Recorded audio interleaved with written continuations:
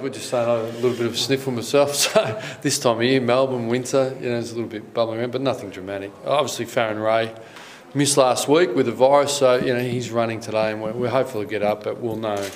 We've got plenty of time. It's a Monday night game. That sort of Mother's Day round. It's sort of becoming tradition between Carlton and ourselves, and they hammered us last year, so it's another big challenge. And we're really searching for some consistency in our football, but we've got a bit of time, so it's really only our first session of the week this week, and then we'll train another one down here Saturday afternoon. Yeah, no doubt. Yeah, certainly the win-loss isn't like we'd like it to be, but what's important for us is the second half. Was fantastic. It was very good football in the second half. More in the manner we're accustomed to playing, and what we're going to do is try and focus on playing that sort of football, winning our own ball and pressuring the opposition. And we had 19 shots on goal pretty much. So I mean, it's pretty positive. But the aim is to do it from the first bounce. Look, Carlton are flying. Chris Judd, that was one of the best individual halves or quarters of football I've ever seen, really, in 25 contested possessions. And I remember days when I was a midfield coach at the Swans, playing Judd in those 05, 06 years. He used to get his 12, 13, 14 contested ball, and we thought, geez, that's astonishing. But now he's delivering 25, so he's really, as an individual player midfield, he's amazing. Yeah, we'll try and tackle him. Yeah, we'll try and win the ball and tackle him and work off him at the right time. I mean, he's a special player, but in saying that, why Carlton much improved? Because they're playing with great endeavour and hardness and system, and they're a young, hungry group, and they'll see us as an opportunity to continue further grow that momentum. So, yeah, it's a big challenge, but for us, we understand every game of AFL football is a challenge. Yeah, Justin's certainly in the mix.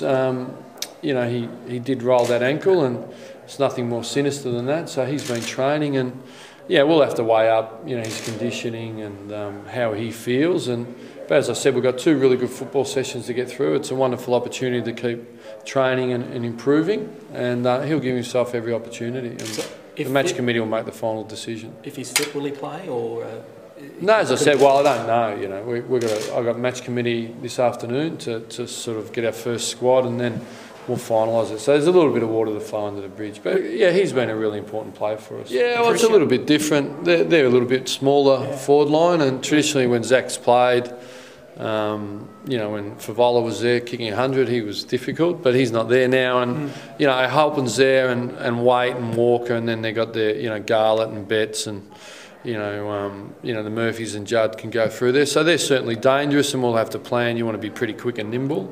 But it's all going to be about the pressure in our midfield and the forward line to give our defenders a chance to stand up, because there's not a defence in the league that stands up against quality like that without pressure up the field. And that was. Oh, look, I think it's quite simple. As I said, my biggest headache's Chris Judd, and our biggest challenge is trying to get a win. So for me, it's just an ongoing, for our players,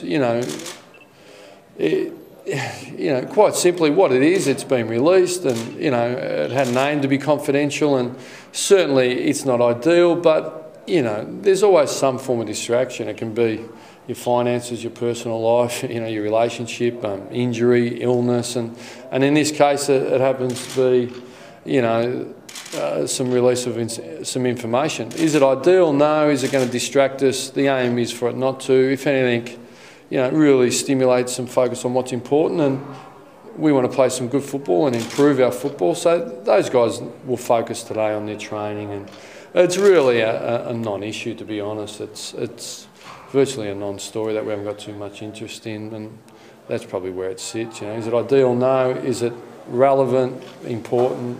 I would say not. No, I think the Carlton Football Club, they're a top 4 team. They're virtually grand final talent, grand final systems, and they're where we want to be. So we'll be coming out to improve our football and try and put on a good show. We're on a big stage again, and it's good to be back in Melbourne on 2 on-the-road trips, and it's a fine line, AFL football, but we're on the wrong side of the ledger, so we've got to get moving.